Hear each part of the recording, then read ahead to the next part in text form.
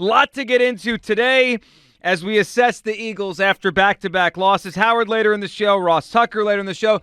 Good morning, Hugh. Good morning, Joe. Good morning, Philly. How's everybody doing? Hopefully yesterday that couch session helped everybody out a little bit. We're still going through it. I'm not going to lie. We're still going through it. But hopefully today feels better than it did yesterday, and then we keep moving on from this. Hopefully. Get ready for the weekend. And we're going to find out today how everyone is feeling because I'll tell you, sometimes you have a day after a loss and we go through the emotions of it, and then you feel better. And then sometimes it's a day after a game like Sunday and the week before against the Niners, and you don't feel better. And I'll tell you what, everybody, after kind of just thinking about what we've seen, looking at the state of the NFC with how well San Francisco's playing, how well Dallas is playing, I know some people just want to ignore numbers. I can't ignore the numbers of where this defense is. That's not bright. It's not. And I also think about a lot of what we heard yesterday. And yesterday was a little bit of, I would say, uncomfortable stuff for me out there with, and I'll just use this word, leaks, stuff coming out of the locker room. Guys talking about how, hey, the other team's offense looks a lot easier than ours. Like that kind of stuff that is out there, that is just as worrisome for me as, where they're at in terms of against the pass or touchdowns or any of that stuff. Because last year this locker room felt it was close. It was tight-knit. And I'm starting to waver a little bit on the idea they are still like that.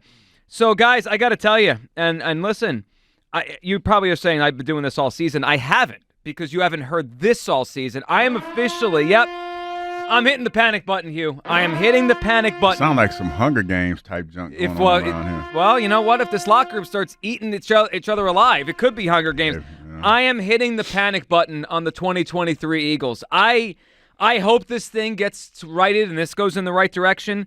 But I don't just wake up and assume they're going to win the next four. I don't know what's going on here. They can't stop anyone on defense. They can't figure it out on offense right now. There's no creativity.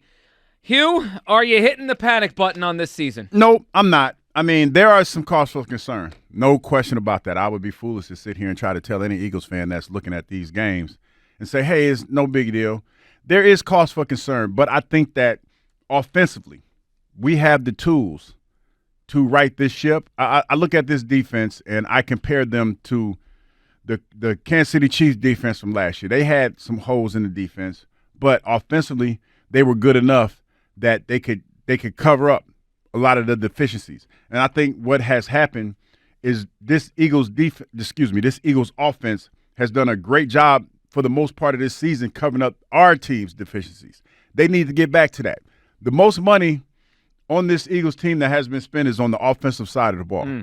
They got the money. They got the tools. They got the talent.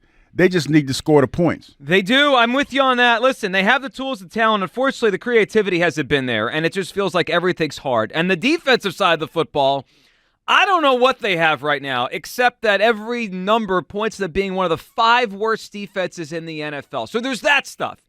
But then you start wondering, all right, this team's been kind of a front runner for the last 2 years in terms of they've had a great record, right? They haven't had to really had adversity within back-to-back losses or a lot of really tough situations. A little bit last year when Jalen was hurt towards the end of the season. But they've really had a nice run the last 2 years. Now, guys, they're the 5th seed right now. I understand tiebreakers, but right now they're the 5th seed in the NFC. So there's a lot they have to pick themselves up from. And I do get concerned when I see quotes that Derek Gunn's texted players in the locker room after the game, and they're talking about, hey, why does the other side look so easy on offense? Why does it take us so long to do this and do that and slow developing routes? It's not a great look. And then I hear this. LaShawn McCoy yesterday on Fox Sports 1. Listen to what he's saying about what he observed watching the game. When I hear these two words and a team that's struggling, it just gives me just uncomfortable vibes. Here's Shady. Where was the body language at? What are we doing? And I look at Jalen Hurts. It's like he looks lost over there on the bench. I don't know what to do. A.J. Brown, right? I know we get frustrated when things are not going well. When we slam helmets, we pissed off. It's like, what are we doing? Everybody looks lost over there, even the coaches. Yeah. So my thing is this, we are in trouble. Yeah. And I can be optimistic and say that I think we do have the leadership, to get us past this. The body language stuff, Hugh, does worry me. The leaks worry me. Hugh, what do you make when you start hearing things like, hey, a reporter texts a player or talks to a player and they're talking about, hey, that team, it would look easy for them. It didn't look easy for us. That stuff worries me more than just like how many yards you give up. You know what? D-Gun has been a staple in this Eagles organization for a long time. That's why I don't understand why, he ain't on TV right now. But I digress with that. He's a great reporter. He's a great reporter, man. And one thing that I remember about D-Gun is the relationship that I had with him. And he did a good job of protecting his sources, which he's doing now. And it was easy to talk to him about certain things because it wasn't going to be repeated. But to that point, when you say stuff like this, it is concerning because it's the makings of potential problems, because there's frustration with, I would say, probably the play calling, the play selection. But here's the reality of the situation. This is a good football team. And everything that you want is right in front of you. You have to figure it out. Like I said, you have all the tools offensively to figure this out. You need to get back to that. You need to do whatever you need to do to get this team back on track. And if that means taking it back to square one and simplifying everything just to get a win, then damn it, do that. That's what you have to do because there's a disconnect somewhere, whether it be the play calling or the quarterback. And I just want to say this. I don't think this quarterback right now, the way that he's playing, is above reproach. So don't think that because everything begins and ends with the quarterback. It's always been like that. That's never going to change. When we talk about this team and its problems, it begins with the guy who touches the ball every time, every play. The quarterback touches the ball, him in the center. And I'm not blaming it on the center because the center's handing the ball to him and he's making the decision. Well, you're right, and the offense with Jalen is the trigger man, right? He's the quarterback. He's the guy, and this offense had scored a touchdown on Sunday. 215-592-9494. Look, there's a lot of ways to kind of dissect a football season: big picture, small picture. And if you had come to me in August and said, Joe, they're going to be 10-3, tied for first place after 14 weeks of the season, with the final 4 games to go against an average Seahawks team, against a poor Giants team, against a really poor Cardinals team, I think we all would have said that. Well, sign me up for that. We're fine. They're going to go 13-4 at worst, or 14-3, and boom, they're going to be in the playoffs, probably with a bye and whatever, or they're going to have a great seed. But the devil's in the details, and the details are ugly. The last 2 weeks, they are ugly. Again, I'm trying not to hit the panic button, but Kyle hit it again because I can't not hit it. I just watched him not score an offensive touchdown for the first time since Wentz was the quarterback. Man, that was a tough watch, man. And that's where you have to fix this team. When this team was scoring a lot of points, we knew that this defense had deficiencies, but it wasn't a problem. You know why? Because we were going to score enough points that we could cover all of that up on the back end. That's right. Like teams weren't playing ball control offense on us. Because when you look at that game that we had the other day against the Dallas Cowboys, they ran the ball enough to keep us honest. It became a possession game, and it became a game of playing against the clock. That's what the Cowboys did. They kept the ball longer than we did. I think they did. Oh, they did. Yeah, because I didn't look at the box score, but the way the game felt, and when you watch the highlight plays, most of them were Dallas highlight plays.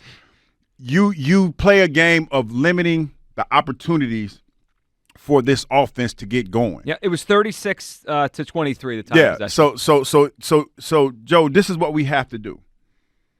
We have to figure out a way to get going faster because now that we know teams are going to limit our possessions, we have to take advantage of the time that is given to us. And they can't turn it over, right? No. If you're only getting 9 possessions, which is what the Eagles had on Sunday, you can't just give 3 away. And you know what? Another thing I stopped doing, Joe, I mean, I'm not panicking, and I know that this move will be considered a panic move, but I feel like in the last couple of weeks I would be justified in making this decision. At the coin flip, I ain't putting that damn defense on the field first. Take that ball. Y'all can kiss my whole entire with that one because that's not going to happen again. I'm not putting y'all out there because the last 2 times that I put y'all out there in a position to make things happen, y'all didn't. And see, defense to me is a trust thing. I trust you to go out there and get the job done. Right. You're not getting the job done. As a matter of fact, the last 2 weeks, you've put us in a hole that we can't climb out of. We're not like that team that we were at the beginning of the year, that when you put them out there first and they stop somebody, nah, bruh, you're not that right now. We need to adjust. It's okay. I mean, and I know what the message it sends when you do stuff like that, but it's okay right now because we're trying to get a W. We're trying to get a W. So what we need to do is when the game starts, if we win the coin toss, give me the football. Let me get my quarterback going. Let me put some points on the board, and let's start from there. Yeah, you know what I feel like? You're so right. They need a W. They need a win on Monday night in Seattle. I feel like I'm in my head, in my heart, I'm thinking of like Jim Mora, the old Jim Mora cutback today. Playoffs. I'm just trying to win a game. Like, they need to win a game. Yeah. And last thing I'll say, and then right to the phone lines here, 215-592-9494. I mentioned that, yeah, big picture, it looks okay. And if you had said to me in August, this is what they are, this is what they would be, I would have signed up for it. But I think there would have been a reasonable assumption maybe 7 weeks ago, 20 weeks ago, whatever, that if they're in this position, don't worry, Joe, the Cowboys will cowboy up and everything will be okay. You can't. That ship has sailed. Yeah. That ship has sailed, man. If we are relying on the Cowboys to just lose because they have a star in their helmet, I think we're being naive. Look, are they going to win every game the rest of the year? The odds say no because they have a lot of tough games left. The next 3 games are challenging. But they might. I mean, they're better than all these teams they're going to play. 215-592-9494. Are you officially hitting the panic button on the 2023 Eagles?